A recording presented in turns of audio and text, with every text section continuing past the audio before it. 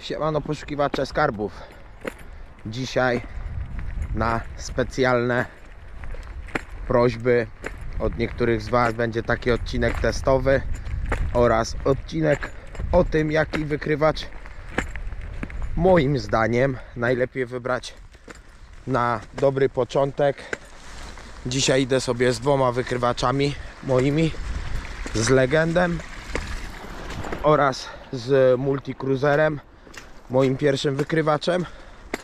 Zrobimy jakieś małe testy głębokości oraz ustawień, na których z reguły ja chodzę. No i chwilę porozmawiamy, więc zapraszam do oglądania odcinka.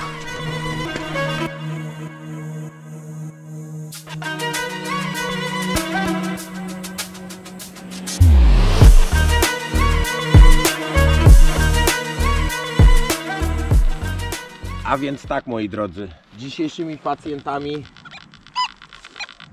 Nokta Legend oraz Multicruiser,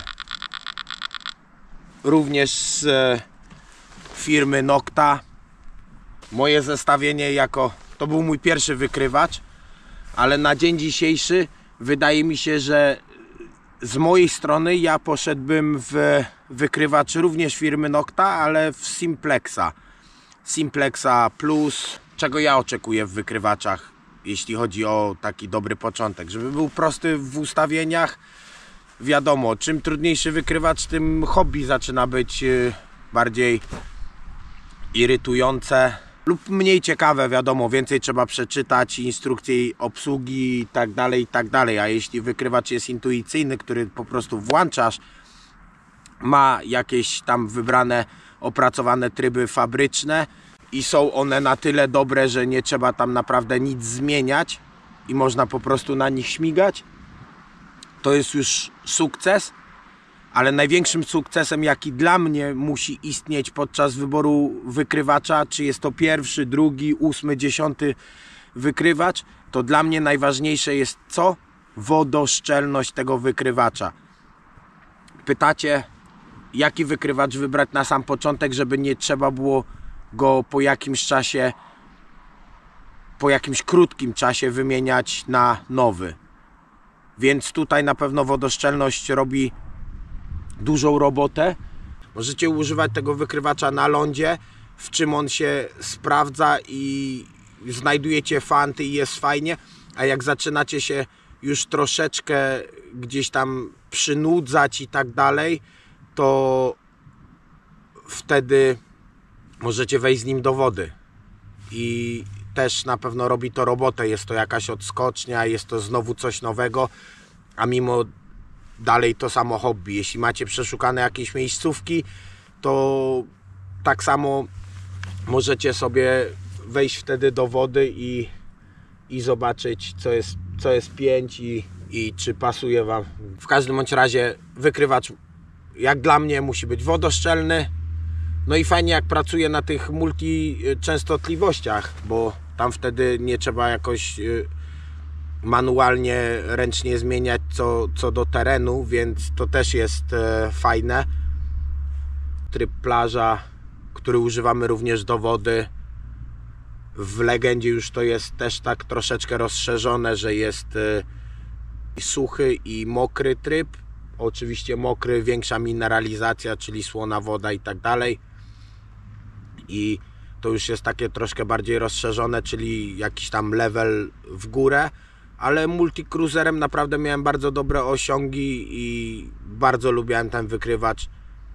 Chociaż na dzień dzisiejszy wydaje mi się, bo jak ja go kupiłem, to był taki wow jeszcze wykrywacz, ale wydaje mi się, że jak na dzień dzisiejszy miałbym coś kupować, to poszedłbym w Simplexa. Nie chodziłem w ogóle z Simplexem, ale widziałem bardzo dużo różnych opinii od detektorystów i Simplex na początek to jest naprawdę super maszyna. Jak tu możecie zauważyć, dalej firma Nokta. Jest to jedna z najlepszych firm produkujących wykrywacze znajduję wszystko tak naprawdę gdzieś tam, czego oczekuję, żeby znaleźć, więc udało mi się znaleźć i multicruiserem złoto i srebro, i tak samo legendem złoto i srebro wychodzi już jako troszkę bardziej osoba, która zna się na tym. Lepiej mi się chodzi z legendem, no bo wiadomo, ma więcej możliwości.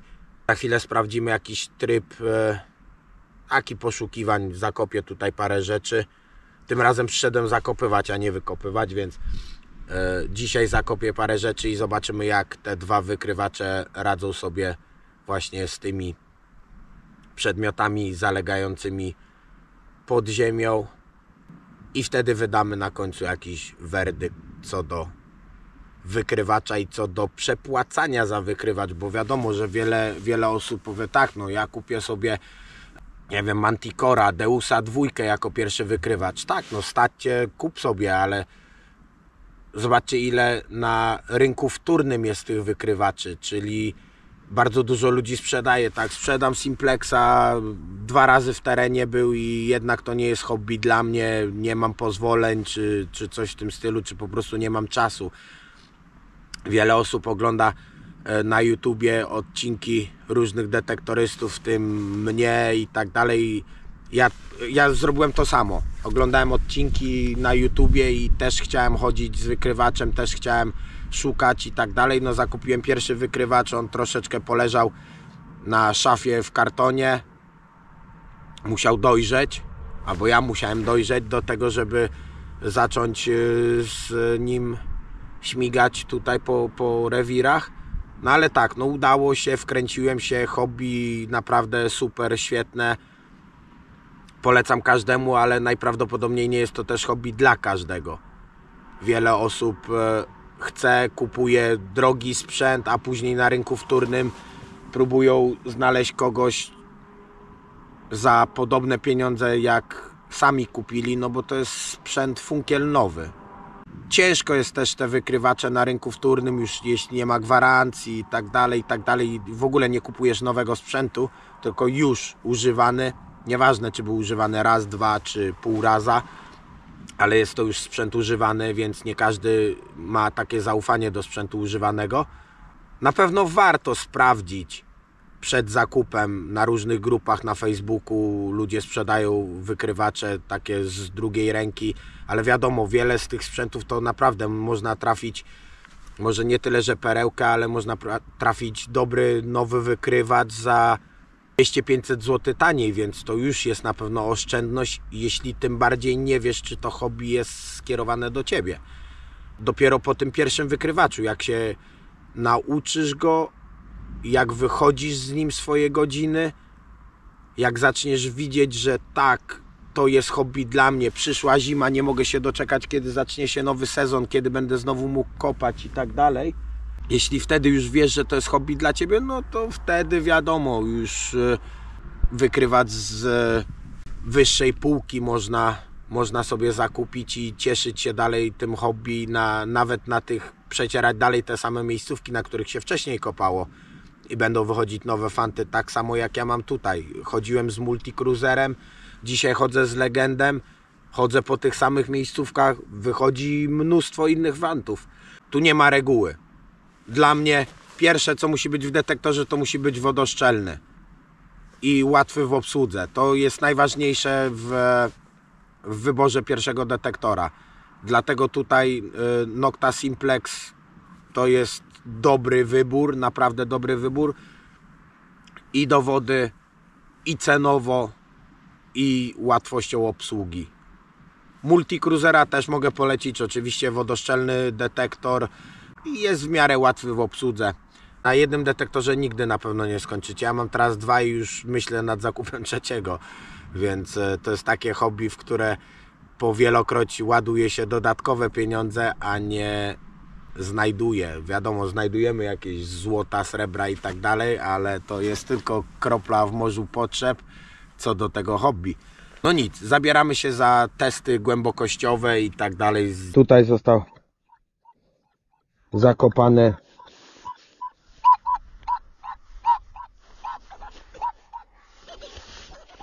Reichsfenning i tutaj mam włączony Beast Mode. Może was to teraz zdziwić, bo na przykład nie chodzę za często na trybie pole, a wybieram tryb park, jeśli chodzę tutaj u mnie na miejscówce i łapię go bardzo ładnie. Powiem wam tak, nie mogę wykopać tutaj zbyt głębokiego dołka, bo jeszcze jest zamarznięte. No i teraz zobaczymy, co tutaj nam powie. Czyli tak, na trybie park bardzo ładnie łapię tego Reichsweninga Nocta Legend. No i oczywiście chodzę też na trybie Beast. Właśnie teraz też łapało pięknie na trybie Beast, a na multicruiserze zawsze chodziłem na 3 tonach. Bardzo ładnie łapie. Z pinpointerem go widzi również bardzo fajnie. Zobaczmy teraz, jak łapie go przez tą ziemię pinpointer AccuPoint, również z firmy Nocta.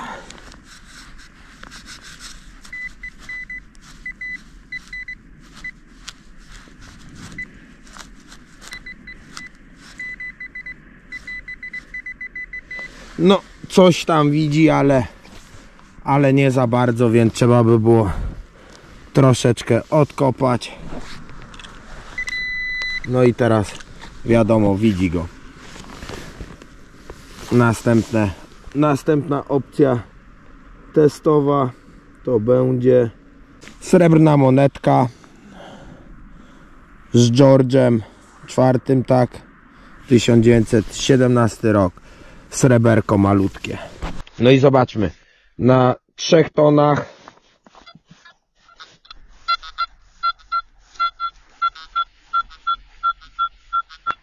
z takiej głębokości bardzo ładnie go widzi. Zobaczmy na 4 tonach. Na 4 tonach to no, na 4 tonach wręcz idealnie. Na 2 tonach również widzi. Tryb plaża, wiadomo. No i tutaj był ten tryb deep. Również go widzi, to nie jest jakaś oszałamiająca głębokość. Bardzo ładnie sobie z nim radzą obydwa wykrywacze. I teraz tryb park. Tutaj ewentualnie balansuję sobie czułością. Teraz mam nastawioną na 26 czułość. Bardzo ładnie go widzi. Ja z reguły wtedy latam na trybie Beast. Na trybie Beast jest taki problem tego rodzaju. Zobaczcie.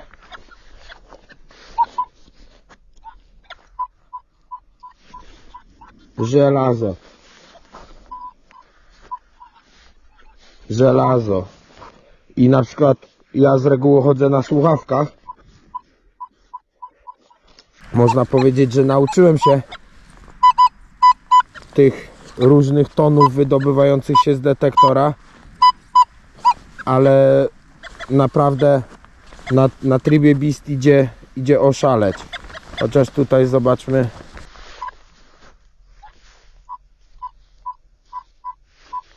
Ale on dalej no nie jest tak wzbudzony, jak był przed chwilą.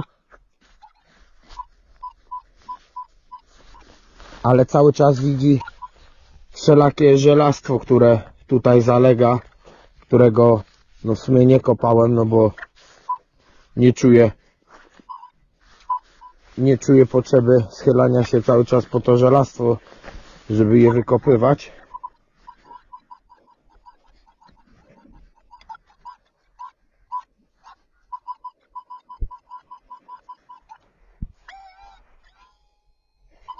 Tutaj będzie jakaś folia aluminiowa. Za chwilę to sprawdzimy. Idę po łopatę. No. Zobaczmy co to będzie.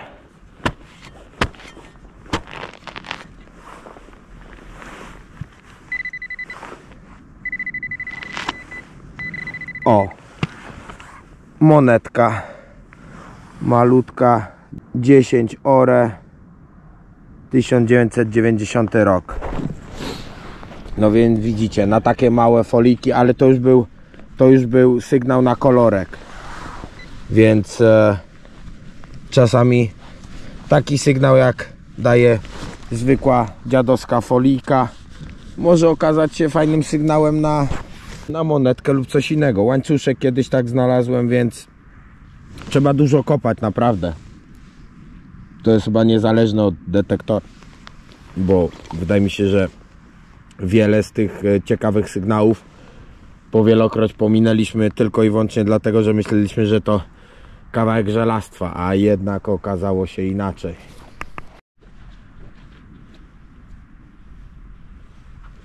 Dobra, ale monetka srebrna widoczna, malusieńka srebrna monetka była widoczna.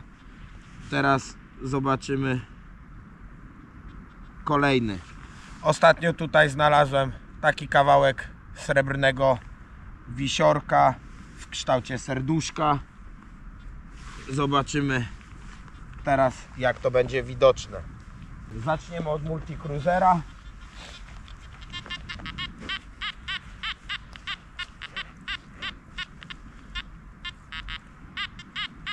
Multicruiser na dipie pokazuje na 3 tonach.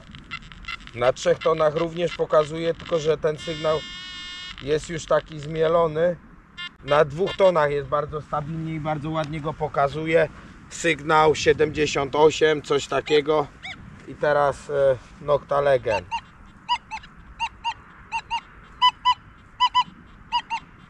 Tutaj na dipie pokazuje go bardzo ładnie. No i na trybie park, na takim jak chodzę ja, pokazuje go równie ładnie. 46 do 60. Duża miedziana moneta norweska bodajże. Taką monetę pokazuje na każdym trybie i na każdym trybie jest bardzo ładnie widoczna, jeśli chodzi o Nocta Legend. A właśnie, Multicruiser. Chodź, Multicruiser. Na 2 tonach sygnał 95, więc naprawdę na 3 tonach 96. Na 4 tonach najładniej go pokazuje. Jest taki, można powiedzieć, że najrówniejszy z równiejszych sygnałów. No ale teraz to, co wszyscy poszukiwacze lubią najbardziej. Srebrny pierścionek, który znalazłem tutaj nieopodal.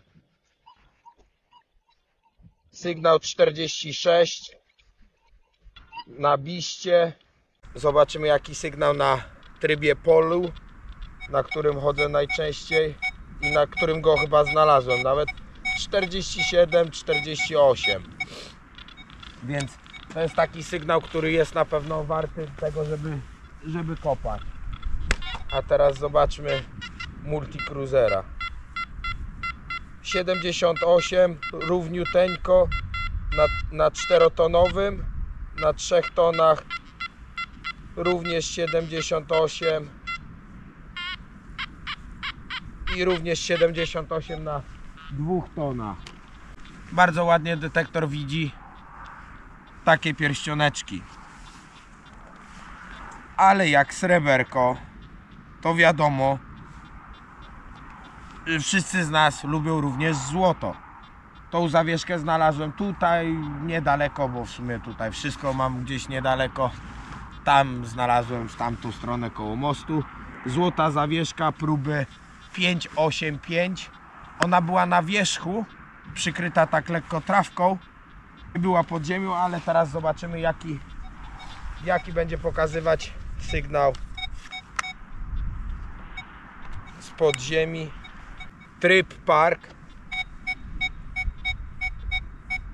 Widzicie, tutaj sygnał jest bardzo ładny, ale na ekranie pokazuje 11-12. To jest normalny sygnał na folię aluminiową, które mimo wszystko po znalezieniu kilku złotek w terenach, które nie obfitowały w sygnały, takie sygnały zacząłem również kopać.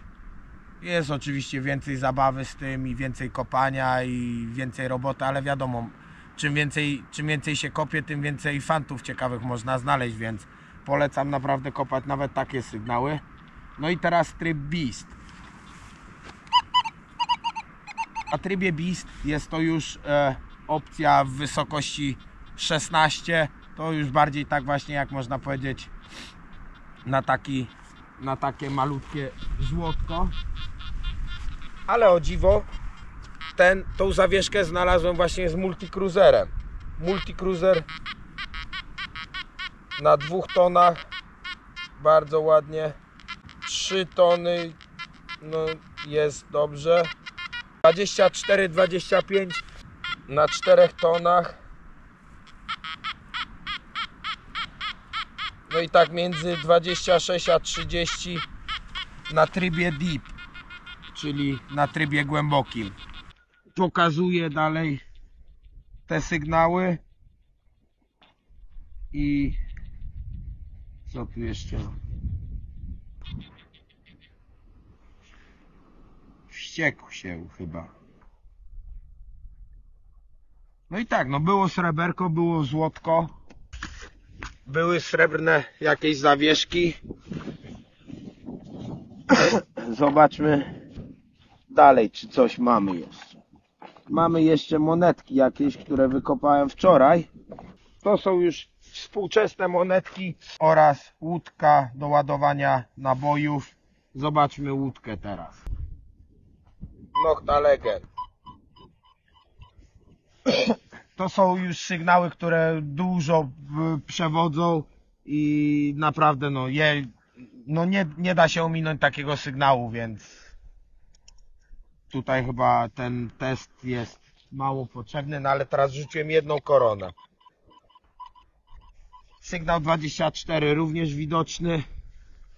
Tak samo na moneciaku, na multicruiserze te sygnały są bardzo widoczne, więc wydaje mi się, że nie będę tutaj testu z tym robił. Najważniejsze, co chyba wszystkich interesuje, to jest z reguły srebro oraz złoto.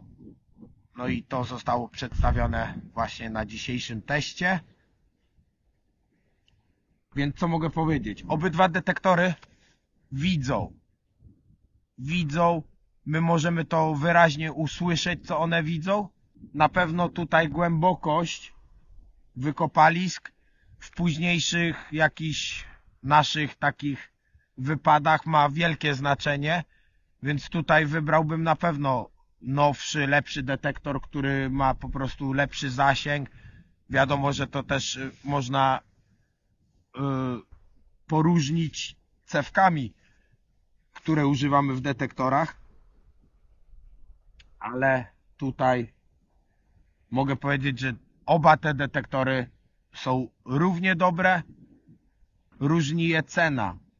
Cena jest taka, że multicruisera można chyba teraz kupić za 1000 zł. Nokta Legend to jest chyba wydatek z 2500 zł. Więc na pewno na pierwszy wykrywacz z tych dwóch polecam to samo, co ja zrobiłem, czyli multicruiser, na rozgrzewkę zobaczenie, czy to hobby jest dla mnie i zostawienie sobie tego wykrywacza jako zapasowy później i kupienie dodatkowego jeszcze jednego, jakiegoś z wyższej półki. Ja kupiłem Noctę Legend. Już teraz po jednym sezonie przechodzonym z Noctą Legend zaczynam się powoli zastanawiać nad zakupem jeszcze jednego wykrywacza. I to jest tak, że pochodzimy z jednym, to tak samo jak z butami, prawda? Nigdy nie chodzimy w jednej parze butów i z reguły jest tak, że kupujemy sobie inną parę butów po tym, jak się gdzieś tam przechodzą już te jedne, więc z detektorami jest podobnie. Już chcę kupić coś innego, chcę zobaczyć, jak to będzie, jak będzie kopał, jaką będzie miał głębokość, jakie zasięgi, czy znajdę coś nowego, mimo że te miejscówki są już przeszukane. Wiadomo, wychodzi jakaś nowość, ona jest droga, niekoniecznie stać mnie na nią i nie chcę wydawać tak dużych pieniędzy na to, żeby żeby po prostu kupić sobie jakiś sprzęt do wykrywania metalu, więc czekam jeszcze jeden sezon. Po 2 sezonach ta cena staje się niższa, bo już jest kolejny jakiś super wykrywacz, więc czasami trzeba przyczaić na jakąś fajną promocję, na możliwość kupienia detektora z drugiej ręki. Bardzo często z drugiej ręki detektor kupujecie, bo był nietrafionym prezentem i on dalej ma gwarancję, kartę gwarancyjną, więc śmiało takie detektory możecie kupować na stronach. Wiadomo, to jest plus dla osoby, która chce go sprzedać, bo pozbędzie się rzeczy, która jest mu niepotrzebna, a ty kupisz po prostu tą rzecz 200, 300, 500 zł taniej, tak? Więc no jest naprawdę to opłacalne. Ja jednak mimo wszystko wolę, żeby te detektory leżały u mnie. Nie czuję, że mam ich aż na tyle dużo, żeby je sprzedawać i pozbywać się ich, więc na razie leżą. Czasami jest tak, że w jednym bateria się rozładuje, nie mam zapasowej, nie mam gdzie załadować, więc wtedy wjeżdża starszy model wykrywacza i lepiej jak jest więcej. Co tu jeszcze mogę powiedzieć? Z mojej strony Nokta Simplex to jest na pewno super wykrywacz na dobry początek, a później jak już zauważycie, że hobby się rozwija w tą dobrą stronę, to sami zaczniecie zauważać, co chcecie kopać i co będziecie chcieli kupić jako ten wykrywacz numer 2. Dużo takiego mówienia jest przy takich różnych testach, ale sami widzicie, jak testy wypadają. Ja nie wiem czemu, ale jestem bardzo przyzwyczajony do głosu Multicruisera, do dźwięków, które wydaje Multicruiser i naprawdę no mi się z nim lata wyśmienicie. Latałem z nim chyba ze 3 sezony, więc czasami teraz jeszcze go biorę. Ostatnio miałem jeden filmik, gdzie wyszedłem z kolegą i ja na początku latałem z Legendą, później zamieniliśmy się, ja latałem z Cruiserem i naprawdę no powiem wam, że było ciekawie i naprawdę miło było wrócić do tych właśnie, do tych dźwięków, do których tak człowiek był bardzo przyzwyczajony. Ale tak, nie wydawajcie nie wiadomo jakich pieniędzy na swój pierwszy wykrywacz. Sprawdźcie przede wszystkim, czy to hobby jest dla was. Te tereny, to łażenie z wykrywaczem, to jak dużo pochłania to czasu, potrafi zweryfikować nas i okaże się, że nie, kopanie jednak nie jest dla nas, bo mamy brudne paluchy, później, nie wiem, wolę grać w szachy niż kopać i tak dalej, więc sprawdźcie, zweryfikujcie. Wiem, że Odyńce mają taką możliwość, że wypożyczają detektory. Można wypożyczyć detektor, pójść w teren, zobaczyć, czy to jest hobby dla mnie. I zapłacić, nie wiem jakie tam są koszty wypożyczenia detektora, ale no dajmy na to 200 zł. Płacisz 200 zł, idziesz w teren i widzisz, czy naprawdę to jest hobby dla ciebie. No nie każdy tak ma, no. Ja wiele osób poznałem, które mam 2 detektory, wziąłem kogoś ze sobą, żeby pokopał i już drugi raz nie wracał. Bo ma jakiś inny plan na swoje hobby. Wiadomo, nie każdy jest taki sam jak my, jak ja. I to jest fajne, że ten świat jest różnorodny. Więc sprawdźcie najpierw, czy to hobby jest dla was, zanim kupicie coś i będzie po prostu leżeć, bo wiadomo, że z czasem traci to wartość. Ja kupiłem Multicruisera chyba za 3000 zł, a dziś jest warty tylko 1000. Czy nawet nie. Tym bardziej jako używka to pewnie nawet nie jest warty 1000, więc to jest strata pieniędzy, jeśli miałby ten sprzęt leżeć na szafie, więc zróbcie wszystko, żeby zobaczyć, czy to hobby jest dla was. Mam nadzieję, że jest, mam nadzieję, że będzie nas dużo, mam nadzieję, że będziecie przestrzegać wytycznych jakichś co do poszukiwania w Norwegii na przykład, jak ja. Nagrałem jeden filmik o legalności poszukiwań w Norwegii, co trzeba zrobić, gdzie można znaleźć jakieś mapy, w których są wskazane miejsca, w których nie można kopać i za które grozi gruby wyrok, czy więzienia, czy mandatu. Więc sprawdzajcie takie rzeczy, nie idźcie też na pałę, nie kopcie po prostu bez sensu, bo będę kopał i nikt mi nie zabroni. Właśnie, że no, to jest takie hobby, gdzie trzeba liczyć się z tym, że o 6 rano ktoś może zapukać do drzwi i nie będzie kolorowo, prawda? Pilnujcie się w każdym bądź razie. Fajnie jest się pododawać do wielu grup z detektorystami. Są norweskie grupy z detektorystami dla detektorystów, którzy są w Norwegii. Założę się, że są również odpowiedniki, czy w Holandii, w Anglii, gdzie jest wielu nas, Polaków, którzy już są troszkę bardziej zaawansowani, którzy służą pomocą, z miłą chęcią pomogą wam. Nie dość, że w wyborze detektora, to jeszcze w tym, żeby go na tyle ustawić, żeby można było ciekawe fanty jakieś wyjąć z tej ziemi. Wyczerpałem temat co do pierwszego wykrywacza. Widzicie, tu leżą też dwa wykrywacze, które są, jeden jest niby na dzień dzisiejszy z górnej półki. Działają praktycznie tak samo. Więc jeśli masz znaleźć i masz na przykład jakieś te ustawienia na tym wykrywaczu, gdzie ustawienia też trzeba zmieniać od miejsca kopania, bo to nie jest tak, że wrzucisz jedne ustawienia i będziesz z nimi wszędzie chodził. Ja z reguły noszę ze sobą taki zestaw testowy. Czyli z reguły jest to srebrna moneta, jest to malutka złota moneta, są to jakieś tam zawieszki, inne monetki i przed wejściem na jakiś nowy teren wykopuję sobie parę dołków, robię taki 15-minutowy test i dopiero wtedy wiem, że takie i takie ustawienia są idealne na ten dany teren, w którym chodzę, ale wiadomo, że w wykrywaczach też macie wbudowane takie jak tryb pole, plaża, park i tak dalej, i tak dalej. I te tryby to są tryby fabryczne, dane od producenta dla nas, dla początkujących ludzi, więc one też są w tym fajne, że włączasz sobie taki tryb na danym miejscu i śmiało możesz mieć super osiągnięcia.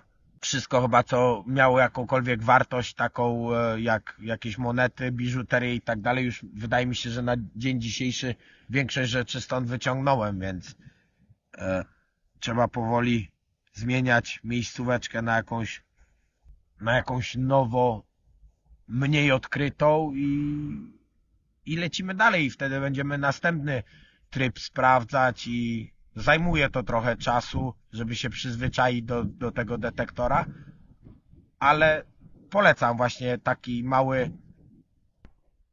starter pack nosić ze sobą w postaci jakichś tam zawieszek, obrączki czy czegoś, żeby dowiedzieć się, jak dany przedmiot, jaki daje sygnał w danym miejscu. To na pewno jest dobre. Ja zawsze mam taki starter pack ze sobą. No i tyle. Nie będę tutaj więcej przedłużał. Pokopię sobie jeszcze tutaj z pół godzinki i uciekam do domu.